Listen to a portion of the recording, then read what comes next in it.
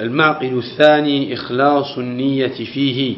On avait dit qu'on allait commencer une nouvelle série de cours dans lesquels on va expliquer les règles et les principes de l'apprentissage de l'ilm, de la science qui est la révélation d'Allah subhanahu wa ta'ala.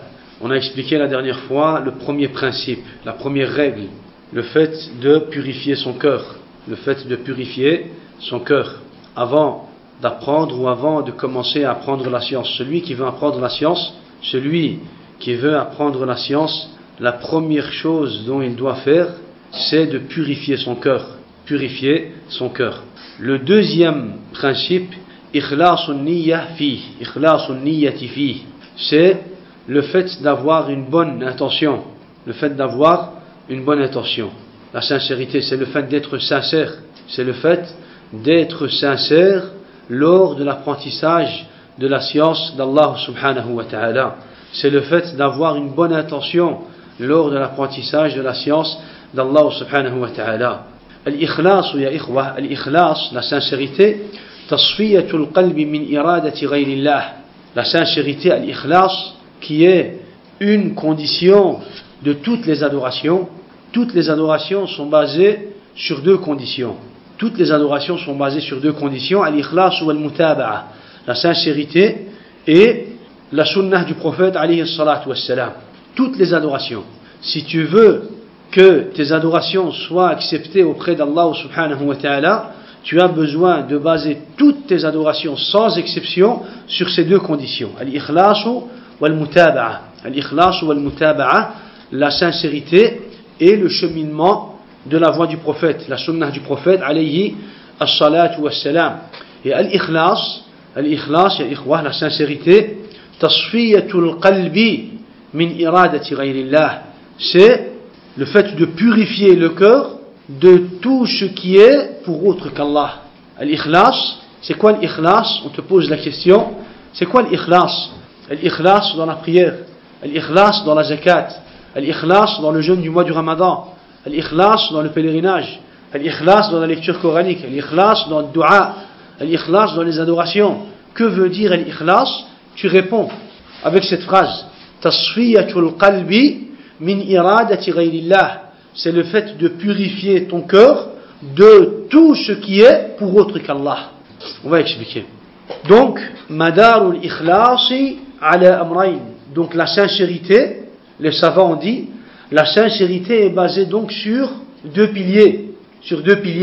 Tasfiyatul qalb, c'est le fait de purifier le cœur, tout d'abord, le fait de purifier le cœur de tout ce qui peut abîmer l'intention, de tout ce qui peut toucher l'intention. Et le deuxième pilier, ta'alluqu tilka at-tasfiya bi iradatillah, le fait de purifier le cœur pour Allah azza wa jal, pour Allah subhanahu wa ta'ala. Donc la sincérité est basée sur deux piliers, la purification du cœur et la purification du cœur, mais seulement pour Allah azza wa jal, seulement pour Allah subhanahu wa ta'ala. Purifier son cœur pour Allah subhanahu wa ta'ala. Ça voudrait dire que dans ton cœur, dans ton intention, tu ne voudras pas autre chose que la récompense d'Allah azza wa jal. Quand tu vas purifier ton cœur et tu ne vas chercher que la satisfaction d'Allah azza wa jal, tu vas avoir une bonne intention, ça voudrait dire que tu ne vas plus retrouver dans ton cœur, tu ne vas plus ressentir dans ton cœur une autre demande ou une autre intention, une autre récompense. Pourquoi? Parce que tu cherches seulement la satisfaction d'Allah subhanahu wa ta'ala. Le savant a dit, Ikhlasuna lillahi saffil qalba min iradatin siwahu fahdar ya fatin. Ikhlasuna lillahi saffil qalba min iradatin siwahu fahdar ya fatin. Fahdar ya fatin. Ikhlasuna lillah, notre sincérité envers Allah azza wa jal, et le fait de purifier le cœur de tout ce qui est pour autre qu'Allah, fahdar ya fatin. Prends donc garde, ô malin. Prends donc garde, ô toi qui es malin. Ya fatin. Le fatin, c'est celui qui est malin, celui qui est intelligent. Il dit, notre intention, notre sincérité, envers Allah subhanahu wa ta'ala est justement le fait de purifier son cœur de tout ce qui est pour autre qu'Allah. Prends donc garde, ô toi qui es malin, ô toi qui es malin. Pourquoi, ya ikhwah, la sincérité? Pourquoi la sincérité? Inna ikhlas al-a'mali ashasu qabuliha wa sullamu wusuliha. Pourquoi la sincérité, ya ikhwah? Pourquoi la sincérité? Parce que la sincérité, al-ikhlas, ashasu qabul al-a'mal, c'est la base de l'acceptation de tes adorations. Al-ikhlas, la sincérité, c'est la base de l'acceptation de tes adorations. Wa sullamu wusuliha. Sullam, c'est quoi, ya ikhwah? Sullam, c'est les escaliers. C'est les escaliers. Tu as un objectif. Tu veux atteindre ton objectif. Tu veux atteindre la satisfaction d'Allah. Tu veux atteindre cette adoration. Tu veux atteindre cette récompense. L'escalier qui va te mener à cette récompense, à cette adoration, à la satisfaction d'Allah, c'est l'escalier de la sincérité. C'est l'escalier de la sincérité. C'est pour cela que les savants ont dit Inna ikhlas al-a'mali ashasu qabuliha wa sullamu wusuliha. La sincérité est la base de l'acceptation de tes œuvres et l'escalier qui va te mener à ton objectif, à la satisfaction d'Allah subhanahu wa ta'ala. Et justement, cela a été rapporté dans un hadith que l'imam al-Bukhari a rapporté dans Al-Jami' al-Musnad al-Sahih et que l'imam Muslim a rapporté dans son livre Al-Musnad al-Sahih. حدثنا عبد الله بن مسلمة قال أخبرنا مالك عن يحيى بن سعيد عن محمد بن إبراهيم عن علقمة عن عمر. Donc c'est le hadith de Umar ibn al-Khattab radiyallahu anhu أن رسول الله صلى الله عليه وسلم قال الأعمال بالنية. Le prophète alayhi salatu wassalam a dit Al-a'mal, les œuvres sont selon leur intention. Al-a'malu bin-niyyati wa likulli imri'in ma nawa. Les œuvres, les applications sont selon leurs intentions. Selon leurs intentions. Ton adoration, la valeur de ton adoration sera selon ton intention. Wa likulli imri'in ma nawa. Et la récompense de chaque personne sera selon son intention. Si tu fais une adoration seulement pour Allah Azza wa Jal, tu auras la récompense d'Allah subhanahu wa ta'ala. Si tu as fait une adoration pour Allah et pour autre qu'Allah, ta récompense sera selon ton intention. Si tu as fait une adoration seulement pour être dunya wa ma fiha, ta récompense sera ici sur terre. Si tu as fait une adoration pour des éloges, tu retrouveras ces éloges ici sur terre. Si tu as fait une adoration pour avoir une récompense, tu retrouveras cette récompense ici sur terre. Mais si tu as fait une adoration seulement et seulement pour Allah, ta récompense auprès d'Allah Azza wa Jalla. Le prophète, qu'est-ce qu'il dit? Al-a'malu bin-niyyati. Ça, c'est une version du hadith. Al-a'malu bin-niyyati wa likulli imri'in ma nawa. Les actions, les applications, les œuvres sont selon leurs intentions et chaque personne, et la récompense de chaque personne est selon son intention, selon son intention. Donc, la sincérité et l'intention a une très grande importance. وَمَا سَبَقَ مَنْ سَبَقَ وَلَا وَصَلَ مَنْ وَصَلَ مِنَ السَّلَفِ الصَّالِحِ إِلَّا بِالْإِخْلَاصِ لِلَّهِ رَبِّ الْعَالَمِينَ. يعني وَمَا سَبَقَ مَنْ سَبَقَ وَلَا وَصَلَ مَنْ وَصَلَ. يعني il n'a pu devancer celui qui a devancé. Vous savez, il n'a pu devancer celui qui a devancé que avec la sincérité. Il n'a pu atteindre son objectif, celui qui a atteint son objectif, que avec la sincérité. C'est ça que ça veut dire.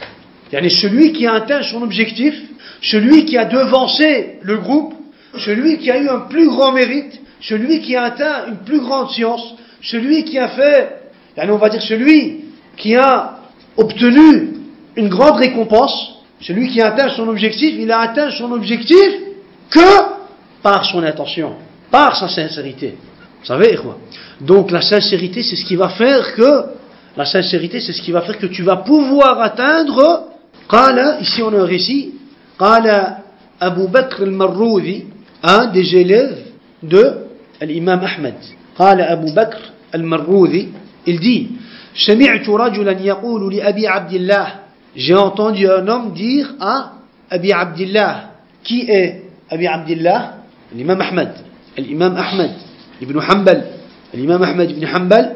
Abu Bakr al-Marroudi, il dit, j'ai entendu un homme dire à Abi Abdillah Ahmed ibn Hanbal, yani, pendant qu'il était en train de lui parler, cet homme, il lui a cité As-Sidqa wal-Ikhlas.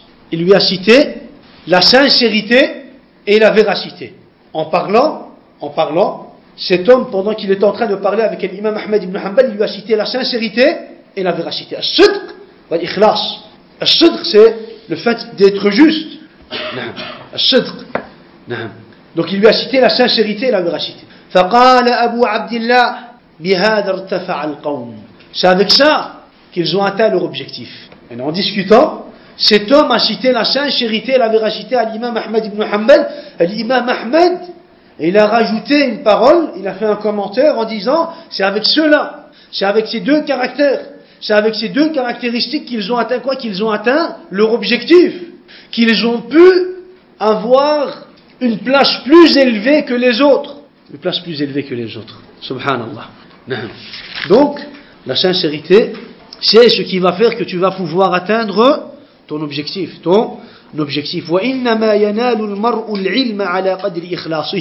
C'est selon ta sincérité que tu vas obtenir de la science. Et la science que tu vas obtenir sera selon ta sincérité. Selon ta sincérité. Plus tu seras sincère envers Allah Azza wa Jal dans la science que tu veux apprendre, et plus Allah te donnera de la science. Et plus il te facilitera l'apprentissage de cette science. Et plus il t'ouvrira les portes de la science. Plus tu es sincère. Et moins tu es sincère, et plus tu auras des difficultés à apprendre la science. Tu vas lire, et tu vas lire, et tu vas lire, tu vas essayer d'étudier, tu vas essayer de comprendre, et tu ne comprendras pas. Pourquoi? Parce qu'à la base, tu n'as pas la sincérité. Plus tu auras de la sincérité, et plus tu pourras apprendre de la science. Et plus la science sera facile pour toi. Et plus tu auras un goût. Tu retrouveras le bonheur d'apprendre la science. Tu retrouveras le goût, le bonheur et, on va dire, la bonté de quoi? D'apprendre la science. Si tu as de la sincérité. Donc, innama yanalu al-mar'u al-ilma ala qadri ikhlasihi. C'est selon ta sincérité que tu pourras apprendre la science. Plus tu seras sincère et plus tu auras facile à apprendre la science. Et moins tu seras sincère et moins tu auras de la facilité pour apprendre la science. Et ça, c'est une règle. Et c'est la parole de Abdullah ibn Abbas. C'est la parole de Abdullah ibn Abbas. Il dit, Innama yahfadhu al-mar'u ala qadri niyyatihi. L'homme étudie, apprend selon son intention. Abdullah ibn Abbas, il dit, l'homme apprend, la personne apprend, selon quoi? Selon, il apprend, il étudie, il comprend, il obtient la science, selon quoi? Selon son intention. Innama yahfadhu al-mar'u ala qadri niyyatihi. Niyyah, c'est l'intention, la sincérité. C'est selon son intention qu'il sera quoi? Qu'il sera capable d'étudier et d'apprendre la science. Comment allons-nous corriger notre intention? Comment allons-nous corriger notre intention? Comment est-ce qu'on doit, ou qu'est-ce qu'on doit faire pour pouvoir avoir une bonne intention lorsqu'on va apprendre la science d'Allah Azza wa Jal? Qu'est-ce qu'on doit faire? Quelles sont les choses qu'on doit avoir en nous-mêmes pour pouvoir avoir une bonne intention, pour pouvoir ressentir en nous-mêmes cette sincérité? 4 choses. On doit avoir en nous-mêmes 4 choses. On doit avoir l'intention de 4 choses. أولا رفع الجهل عن نفسه. رفع الجهل عن نفسه. La volonté de faire disparaître l'ignorance qui se trouve en nous-mêmes. Pour avoir une bonne intention, tu dois avoir en toi-même 4 choses. Premièrement, tu dois avoir en toi-même l'intention de vouloir faire disparaître ton ignorance. On est ignorant jusqu'à ce qu'on va quoi? Jusqu'à ce qu'on va apprendre. Pourquoi est-ce qu'on apprend? On apprend pour faire disparaître notre ignorance. Pour faire disparaître notre ignorance.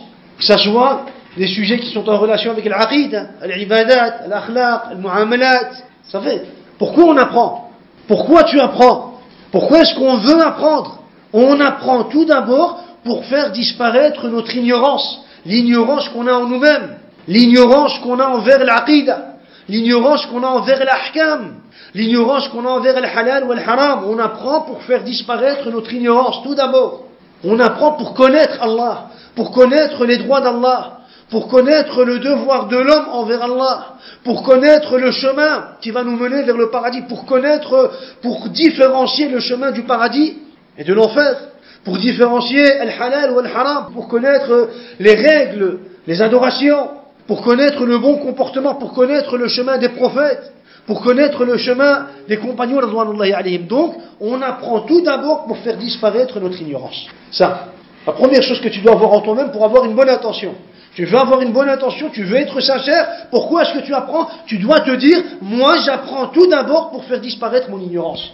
J'apprends pour faire disparaître mon ignorance. Deuxièmement, رفع الجهل عن الخلق بأن يسعى في تعليمهم لما فيه صلاح دنياهم وآخرتهم.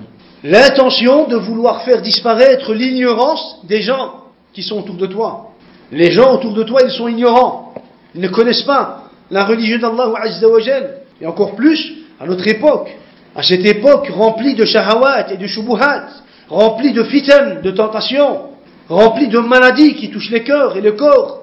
On a besoin d'apprendre pour apprendre les gens, pour enseigner les gens, pour transmettre le message d'Allah Azza wa Jal à ceux qui se trouvent autour de nous. Ça, c'est un point qui va faire que tu vas avoir en toi-même une bonne intention. Pourquoi tu apprends la science? Tout d'abord pour faire disparaître mon ignorance et puis pour faire disparaître l'ignorance des gens qui se trouvent autour de moi. Tu n'apprends pas la science seulement pour toi, non, tu apprends la science pour toi et pour les gens qui se trouvent autour de toi en commençant tout d'abord par ta famille, par ceux qui sont sous ta responsabilité, par ceux qui sont sous ta responsabilité. Que ça soit des choses qui sont en relation avec leur religion, ou alors que ça soit des choses qui sont en relation avec quoi? Avec leur vie ici sur terre. Tu as besoin d'apprendre, Harry. Tu as besoin d'apprendre pour leur donner des conseils, pour leur transmettre le message d'Allah Azza wa Jal, pour leur montrer le droit chemin, le bonheur ici sur terre et dans l'au-delà. Ça va? Donc ça c'est le deuxième point. C'est le deuxième point. Et le musulman qui apprend la science, il ne doit pas négliger ce point. Il doit savoir qu'il apprend pour lui et pour les gens qui se trouvent autour de lui. Et pour les gens qui se trouvent autour de lui. Et c'est comme ça qu'il va pouvoir rectifier son intention. Il va avoir en lui une bonne intention, une sincérité correcte, parfaite. Troisièmement, إحياء العلم وحفظه من الضياع. إحياء العلم وحفظه من الضياع. Pour l'intention de vouloir protéger, de vouloir conserver cette science. De sa quoi? De sa disparition. De sa disparition. Le musulman, il apprend la science. Pourquoi? Pour conserver, pour être un des esclaves d'Allah Azza wa Jal qui va quoi? Qui va protéger la disparition de cette science. Parce que si aujourd'hui, tu n'apprends pas, et on n'apprend pas, et on néglige la religion d'Allah Azza wa Jal, cette religion risque de disparaître. Cette religion risque de disparaître. Et cette religion, elle a disparu à beaucoup d'endroits. Il y a des gens qui vivent dans l'ignorance, dans le shirk, dans le kufr, dans le nifaq, dans l'ilhad. Il y a des gens qui vivent dans quoi? Dans la mécréance, en croyant qu'ils sont sur le droit chemin. Pourquoi? Parce que la science a disparu. Parce que la vérité a disparu. Parce que les jugements d'Allah Azza wa Jalla ont disparu. Donc le musulman, lorsqu'il apprend la science, il apprend la science aussi pour conserver, pour protéger la disparition de quoi? La disparition, pour empêcher la disparition de quoi? De cette science. Et c'est pour cela qu'on voit les ulama, ils ont étudié al-ahadith. L'imam Ahmad ibn Hanbal, kana yahfazu alf hadith. L'imam Ahmad, il a étudié 1 million de hadiths. 1 million de hadiths avec les riwayat. Avec les riwayat. Les ulama de l'hadith, ils ont étudié des centaines de milliers de hadiths. Ils ont étudié les ahadiths mawdou', les ahadiths da'if. Pourquoi? Pourquoi, subhanallah? Les savants, ils ont dû étudier les hadiths inventés, les hadiths faibles, les hadiths que les janadiqa ont inventés et ont attribués au prophète alayhi salatu wassalam. Pourquoi? Pour protéger, conserver cette science. Ça fait? Donc le musulman, lorsqu'il apprend cette science, il apprend cette science aussi, pourquoi? Pour empêcher sa disparition. Parce que si toi tu n'apprends pas et que tu ne transmets pas à tes enfants et à ceux qui sont autour de toi, cette science va disparaître. Cette science va disparaître, elle risque de disparaître, même si elle est protégée par Allah subhanahu wa ta'ala. Walakin, le musulman, lui, il porte aussi la responsabilité de quoi? D'apprendre cette science justement pour la conserver de quoi? De la falsification des zanadiqa. Parce que les Zanadiqa aujourd'hui, ils ont falsifié la religion. Ils ont falsifié la religion. C'est qui va leur dire la vérité? C'est celui qui a étudié, qui a appris la religion avec une bonne intention, avec une sincérité parfaite. Ça fait. Troisième point. Quatrième point, al-amalu bil-ilm. Al-amalu bil-ilm. L'application ou l'intention d'appliquer la science que tu apprends. L'intention d'appliquer la science. Donc tu dois avoir en toi l'intention d'appliquer cette science que tu es en train d'apprendre. Donc ça, c'est le quatrième point. Le musulman, il apprend. Pourquoi il apprend? Pour mettre en application. Le musulman, il apprend pour mettre en application. Pour pratiquer, pour appliquer la religion d'Allah subhanahu wa ta'ala. Le musulman, il n'apprend pas seulement pour apprendre. Il n'apprend pas seulement pour rassembler des informations. Il apprend pour pratiquer, pour appliquer. C'est pour cela que ça, c'était la méthode du prophète, alayhi salatu wassalam. Abdullah ibn Umar, il dit, on apprenait 10 versets. La récitation de ces 10 versets, la compréhension de ces 10 versets, l'application de ces 10 versets. On appliquait d'abord les 10 versets, on les étudiait, on les récitait, on les apprenait, on les appliquait, et puis on passait à 10 autres versets. Pourquoi? Parce que le hadaf, le maqsoud de la science, c'est son application. Ça ne sert à rien d'apprendre une science si on ne va pas l'appliquer. Ça ne sert à rien d'apprendre une science si on ne va pas l'appliquer. Le maqsoud de la science, l'objectif d'apprendre la science, c'est d'appliquer cette science. C'est d'appliquer cette science. Donc, en tant que musulman, talibou ilm, lorsque tu apprends la science, tu dois avoir en toi ces 4 points. Pourquoi est-ce que tu apprends la science? J'apprends la science pour faire disparaître mon ignorance. J'apprends la science pour faire disparaître l'ignorance qui se trouve chez les gens autour de moi, commençant par ceux qui sont sous ma responsabilité. J'apprends la science pour conserver sa disparition, pour protéger sa disparition et empêcher sa disparition. Et j'apprends la science pour la pratiquer. Si tu as en toi ces 4 points, ça veut dire que tu as en toi une sincérité. Tahqiq al-ikhlas, pour pratiquer, appliquer la sincérité, tu as besoin de quoi? Tu as besoin à chaque fois de te rappeler ces 4 points. Tu as besoin à chaque fois de te rappeler ces 4 points. Le savant a dit وَنِيَّةٌ لِلْعِلْمِ رَفْعُ الْجَهْلِ عَنْ نَفْسِهِ فَغَيْرِهِ مِنَ النَّسَمِ وَبَعْدُهُ التَّحْصِينُ لِلْعُلُومِ مِنْ ضَيَاعِهَا وَعَمَلٌ بِهِ زُكٍ. Il a rassemblé les 4 points dans une poésie. Dans 2 vers, il dit وَنِيَّةٌ لِلْعِلْمِ رَفْعُ الْجَهْلِ عَنْ نَفْسِهِ فَغَيْرِهِ مِنَ النَّسَمِ. النَّسَمِ c'est le khalq. وبعده التحصين للعلوم من ضياعها وعمل به زك. يعني l'intention dans la science est le fait de vouloir faire disparaître son ignorance et l'ignorance des gens, et puis de conserver la science de sa disparition et de l'appliquer pour qu'elle soit fixée, et de la pratiquer pour qu'elle soit fixée. Zukin, ça veut dire thabat. C'est pour ça que quand tu vas appliquer une science, elle va être fixée en toi-même. Tu ne vas plus l'oublier. Quand tu vas appliquer une science, tu ne vas plus l'oublier. C'est pour ça que l'imam Ahmad ibn Hanbal, il dit, lorsqu'on entendait un hadith, on le mettait en application. L'application restait, mais le hadith, les paroles en soi, des fois il nous arrivait de quoi? De les oublier. On entend un hadith, on met le hadith en application. On met le hadith en application. L'application va rester, mais le hadith en soi, les quelques paroles, les quelques récits, les versions différentes du hadith, vous savez, on va peut-être l'oublier. On va peut-être l'oublier. Vous savez, donc c'est en appliquant, en pratiquant la science que la science va, zukin, thabat, elle va être fixée dans ton cœur. Dans ton cœur. نعم. فالعلم شجرة والعمل ثمرة. فالعلم شجرة والعمل ثمرة. العلم, c'est un arbre. Son application sont, les applications sont les fruits de cet arbre. La science est un arbre. L'application est le fruit de cet arbre. Le fruit de cet arbre. وَإِنَّمَا يُرَادُ الْعِلْمُ لِلْعَمَلِ. On apprend la science pour l'appliquer. On apprend la science pour la mettre en application. وَلَقَدْ كَانَ السَّلَفُ يَخَافُونَ فَوَاتَ الْإِخْلَاصِ فِي طَلَبِهِمُ الْعِلْمَ فَيَتَوَرَّعُونَ عَنِ ادِّعَائِهِ لَا أَنَّهُمْ لَمْ يُحَقِّقُوهُ فِي قُلُوبِهِمْ. السلف الصالح يا إخوة, ils avaient toujours la peur de ne pas pouvoir être capables d'appliquer la sincérité.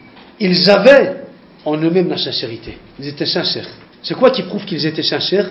C'est que leur science a été bénie de la part d'Allah subhanahu wa ta'ala. Amma ahlul zandaqati wal fujur wa ahlul bid'ati wal kalam, leurs sciences ont disparu.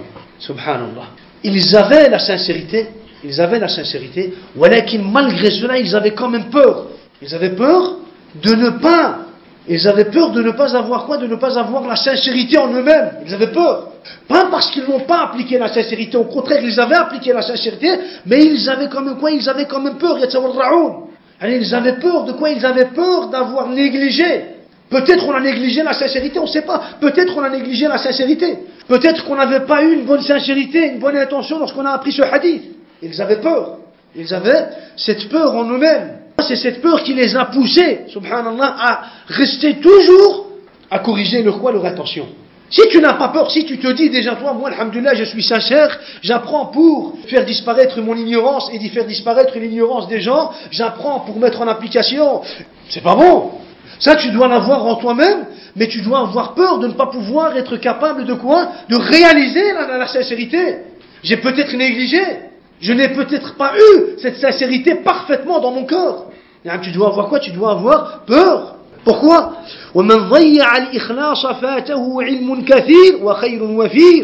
Parce que celui qui va négliger la sincérité, il perdra quoi? Il perdra beaucoup de biens et une grande science. Celui qui va négliger la sincérité, il va perdre beaucoup de biens et une grande science. Ilmun kathir. Il va perdre quoi? Il va perdre la sincérité et une grande science. C'est pour cela que tu dois tout le temps corriger et travailler sur ton intention. Et c'est pour cela que Sufyan al-Thawri dit ma alajtu shay'an ashadda alayya min niyyati li'annaha tataqallabu alayya. Sufyan al-Thawri il dit je n'ai pas fait autant d'efforts comme j'ai fait des efforts sur mon intention. Sufyan al-Thawri lorsqu'il apprenait la science, il dit je n'ai pas fait autant d'efforts comme j'ai fait des efforts sur quoi? Sur mon intention. Pourquoi? Parce que mon intention se retournait contre moi-même. Subhanallah. Sufyan al-Thawri, imam min a'immati ahli sunnah, amir al-mu'minin fi al-hadith, un très grand savant, le salaf al-salih. Il dit il n'y a pas une chose sur laquelle j'ai fait autant d'efforts que mon intention. Pourquoi? Parce que mon intention se retournait contre moi. فالنية من أحوالها أنها تتقلب. النية تتقلب. L'intention, parmi les caractéristiques de l'intention, c'est qu'elle se retourne. L'intention se retourne. Pourquoi est-ce que l'intention se retourne? Parce que l'intention à la base, elle se trouve dans le cœur de la personne, le qalb. Et le cœur a été nommé en arabe qalb. Pourquoi? لأنه يتقلب. القلب, ça veut dire que ça tourne sur soi-même. Le qalb, c'est le cœur. Pourquoi est-ce que les Arabes ont nommé, pourquoi est-ce qu'ils ont donné au cœur le nom de al-qalb? Pourquoi? Parce que لأنه يتقلب. Une fois tu le vois, il t'aime, une fois tu le vois, il te déteste. Qu'est-ce qui t'est arrivé? Pourquoi t'as changé? Une fois tu le vois, il le fait pour Allah, une fois tu le vois, il le fait pour autre chose qu'Allah subhanahu wa ta'ala. Pourquoi? Parce que le qalb yataqallab. Une fois tu le vois, il est sur le hidayah, une fois tu le vois, il est sur le dalal, une fois tu le vois, il est sur le sunnah, une fois tu le vois, il est sur le bid'ah, une fois tu le vois, il est sur le shirk, une fois tu le vois, il est sur l'islam. Yataqallab, al-qalbu yataqallabu. C'est pour cela que le cœur a été nommé al-qalb. Pourquoi? Parce que yataqallab, ça veut dire se retourner sur la personne, contre la personne. Et puisque l'intention à la base se trouve dans le cœur de la personne, les ulama ont dit an-niyyatu min ahwaliha annaha tataqallab. Pourquoi? Parce que mawdi'uha al-qalb. L'intention fait partie de ses caractéristiques, le fait que se retourne contre la personne. Elle change. Yataqallab, tataghayyar ou bien tataqallab. Pourquoi? Elle change. Pourquoi? Parce que le cœur change à la base. Vous savez, le savant a dit قد سمي القلب قلبا من تقلبه فاحذر على القلب من قلب وتحويل. سبحان الله. Il dit قد سمي القلب قلبا من تقلبه فاحذر على القلب من قلب وتحويل. Le cœur a été nommé qalb. Pourquoi? Parce que min taqallubihi, parce qu'il change. فاحذر, prends donc garde, fais attention à ce que le changement ne touche pas à ton cœur, parce que ton cœur ne change pas, fais attention, parce que le cœur change, subhanallah. Un autre exemple, ça c'était l'exemple de Sufyan al-Thawri. On a l'exemple de Sulayman al-Hashimi, il dit ربما أحدث بحديث واحد ولي نية فإذا أتيت على بعضه تغيرت نيتي. سبحان الله يا أخي سبحان الله. Il dit, Suleyman al-Hashimi, il dit ربما أحدث بحديث واحد ولي نية. Il dit, il m'arrive des fois de transmettre un hadith. Il dit, je transmets un hadith. ولي نية. Et j'ai une bonne intention. J'ai une bonne intention. فإذا أتيت على بعضه. Et il dit, pendant que je suis en train de transmettre mon hadith, pendant que je suis en train de transmettre ce même hadith, arrivé au milieu, à la fin, à la deuxième phrase, à la troisième phrase, à la quatrième phrase, al-muhim, arrivé à une partie du hadith, تغيرت نيتي. Mon intention, je sens que mon intention change. Subhanallah. Je sens que mon intention change. Subhanallah. Les savants ont dit, فإذا الحديث الواحد يحتاج إلى نيات. Yani, subhanallah, même pour le hadith, un seul hadith, il se pourrait que l'homme ressente en lui-même plusieurs intentions. Un seul hadith. Il a commencé le hadith pour Allah, arrivé au milieu du hadith, son cœur a changé, son intention a changé. Subhanallah, un seul hadith. Les ulama ont dit, subhanallah, yani, si le cœur et l'intention de la personne risquent de changer pendant la récitation d'un seul hadith, que dire de ce qui est plus qu'un seul hadith. Subhanallah. Yani, si, ce savant, qu'est-ce qu'il veut dire par là? Ce savant, il veut dire, yani, même pendant que je suis en train de réciter un seul hadith, je dois faire des efforts sur mon intention. Je dois faire des efforts sur mon intention, même pendant que je suis en train de réciter le même hadith, le seul même hadith. Parce que pendant que je suis en train de réciter le seul même hadith, mon intention change. Donc je dois faire des efforts sur mon intention, même pendant la récitation d'un seul hadith. Que dire donc de la récitation de plusieurs hadiths? Ou alors, que dire donc du fait de se présenter à plusieurs ders, ou à un seul ders qui dure quoi? Qui dure 1 heure, 1 heure et demie, 2 heures. Donc on doit faire quoi? On doit faire des efforts. On doit faire des efforts sur nos intentions. Al-Muradu, l'objectif de ça, qu'est-ce que j'ai essayé de t'expliquer? رد النية إلى المأمور به إذا عرض لها ما يغيرها أو يفسدها. Tu dois, lorsque tu ressens en toi-même un changement au niveau de ton intention, tu dois porter ton intention à ce qui est quoi? À ce qui est basique, à la base. Tu dois porter ton intention à la base. C'est quoi la base? C'est le fait de purifier ton cœur pour Allah Azza wa Jal de tout ce qui est pour autre qu'Allah subhanahu wa ta'ala. C'est le fait d'apprendre pour faire disparaître son ignorance, faire disparaître l'ignorance des gens, pour empêcher la disparition de la science et pour appliquer cette science. Lorsque tu ressens en toi-même, dans ton cœur, un changement au niveau de ton intention, rappelle-toi de ces bases, rappelle-toi de ces principes, rappelle-toi de ces piliers et reviens vers ces piliers. Toi, quand tu vas apprendre la science, d'office, ton intention va se retourner contre toi parce que ça c'est Shaitan alayhi la'natullah. Shaitan alayhi la'natullah, il va venir, il va te souffler. Il va vouloir changer ton intention, il va vouloir retourner ton intention contre toi-même, contre ta personne. Donc il dit, si tu ressens en toi-même un changement au niveau de ton intention, reviens avec ton intention à ce qui est quoi? À ce qui est considéré comme les bases de l'intention. Reviens vers les bases qu'on vient de citer. Donc, cela, pour pouvoir quoi? Pour pouvoir continuer sur cette bonne intention. L'esclave, il lui arrive d'avoir une bonne intention lorsqu'il est en train de quoi? Lorsqu'il est en train de faire une application bien précise. فإذا طال معه عرض له من أحوال النية ما يقلبها عن وجهها الذي أراد. فإذا طال معه. Au début, il a une bonne intention. Quand on commence par exemple, talabul ilm, on a une bonne intention. Ou alors quand on va commencer à faire un bien, par exemple, on a une bonne intention. On va faire par exemple une adoration, on a une bonne intention. ولكن إذا طال معه, avec le temps, l'intention se retourne contre lui-même. L'intention se retourne contre lui-même. فتارة تخرج من إرادة القربة والاجتلاف إلى الله إلى قصد مباح. Elle dit des fois il lui arrive, de quoi? Il lui arrive que sa bonne intention, il avait une bonne intention pour Allah Azza wa Jal, se retourne contre lui-même et il change. Et il ressent en lui-même, on va dire, l'intention de quelque chose qui est mubah. À la base, il le faisait pour Allah, mais avec le temps, maintenant, il le fait parce que c'est mubah. Il le faisait qurbatan lillah, il le faisait parce qu'il considérait ça comme une ibada. Comme on va dire, il faisait cela parce qu'il voulait se rapprocher d'Allah, parce que pour lui, c'est un moyen de se rapprocher d'Allah. Al-ijtinab ila Allah, se rapprocher d'Allah, se soumettre à Allah, être aimé par Allah. On aime tous Allah, mais notre objectif c'est d'être aimé par Allah. Il le faisait avec une bonne intention. Mais avec le temps, il a changé d'intention. À présent, il le fait pour quelque chose qui est mubah. Mubah. Pourquoi tu le fais? Allez, il n'a pas une mauvaise intention, mais il a changé son intention. C'est plus qurbatan lillah, voilà que c'est pour quelque chose qui est mubah. Je le fais pour quelque chose de mubah. Par exemple, pour passer du temps avec mes frères. Par exemple, c'est mubah. Je viens au halaqat, je viens aux assises pour passer du temps avec mes frères ou quelque chose de mubah. Allahu a'lam. Vous savez. Et il peut lui arriver où son intention, le fait de vouloir apprendre ou le fait de vouloir faire cette adoration pour Allah, change en une mauvaise intention. Il le faisait au départ pour Allah Azza wa Jalla, mais avec le temps, à présent, il a une mauvaise intention. À présent, il a quoi? Il a une mauvaise intention. Subhanallah.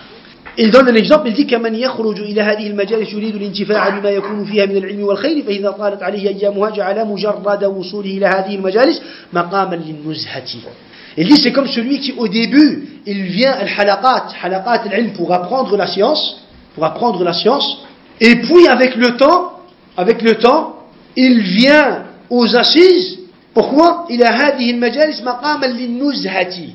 النزهة c'est pour passer le temps, pour rencontrer les frères, pour être dans une ambiance. Sauf avec le temps ça. Avec le temps, subhanallah, Shaitan alayhi la'natullah, il ne joue pas, on va dire, pour le présent.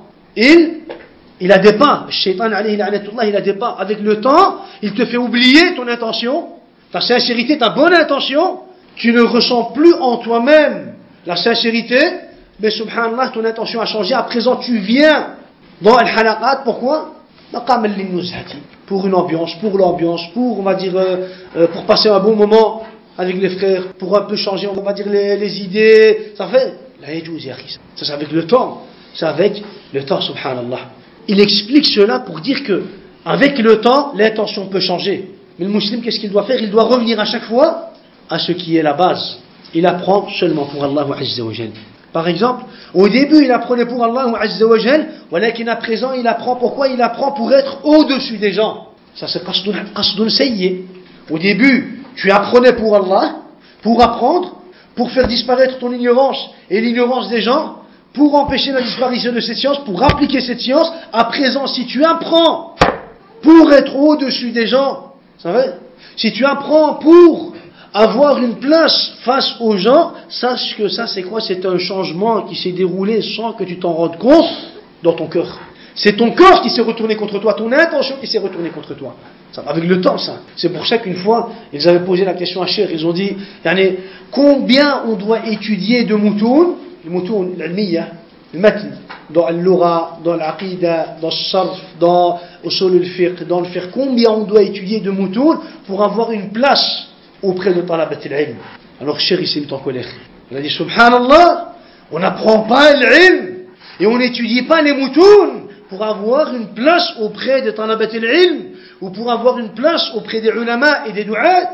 On apprend l'ilm pour soi-même, pour sa personne, pour servir à la religion d'Allah Azza wa Jal, pour transmettre le message d'Allah subhanahu wa ta'ala. Au début toujours, c'est avec une bonne intention. Voilà qu'avec le temps, l'intention risque de quoi? Risque de changer et de se retourner contre la personne. Et c'est de ça qu'on doit avoir peur, quoi. Parce que personne d'entre nous est en sécurité de quoi? Du changement de ses intentions. On doit avoir peur du changement qui risque de toucher nos intentions et nos cœurs. Ça va? Donc, ça c'est à propos de quoi? À propos de l'intention, ya ikhwa. Subhanallah. Donc il dit, ikhwa, ça c'est quelque chose auquel il faut faire très attention. C'est quelque chose auquel il faut faire très attention. Et c'était un point, on va dire, connu par le Salaf al-Salih, comme on a cité Sufyan al-Thawri, Sulayman al-Hashimi.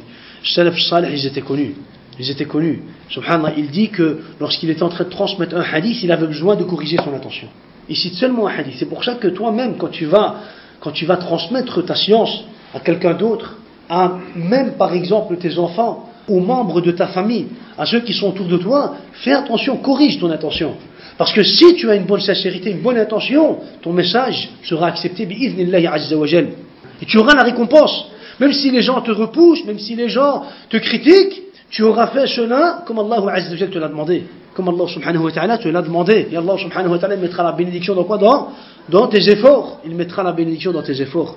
As-salaf as-salih, ils étaient connus, subhanallah, ils étaient connus que lorsqu'ils voulaient transmettre un seul hadith, ils devaient corriger leur attention. Des fois, il nous arrive de parler pendant des heures et des heures, et quoi. On a besoin de quoi? De corriger notre attention. On a besoin de corriger nos attentions. Des fois, on révise pendant des heures et des heures. On lit le Coran al-Karim pendant 30 minutes, pendant 1 heure. On doit corriger nos attentions. On doit apprendre à nos enfants aussi. Lorsqu'on va leur faire étudier le Coran al-Karim, lorsqu'on va leur apprendre l'ilm, on doit leur apprendre aussi à avoir une bonne attention. Une bonne attention. Pourquoi tu apprends? Dis-moi pourquoi tu apprends. Explique-moi pourquoi tu apprends. On doit aussi lui apprendre que le corps en arabe c'est le qalb. Et le qalb c'est ce qui change, c'est ce qui se retourne contre la personne. Un cœur qui est loin de shubuhat risque de devenir un cœur qui est en plein shubuhat. Vous savez? Donc, as-salaf as-salih, il prenait cela en considération, et ikhwa. Il prenait cela en considération lors de la récitation d'un seul hadith. Subhanallah. Donc, c'est quelque chose, on va dire, qu'on doit prendre en considération et on doit faire très attention, ikhwa. Donc ça, c'est le deuxième point, ikhwa. Ça, c'est le deuxième point.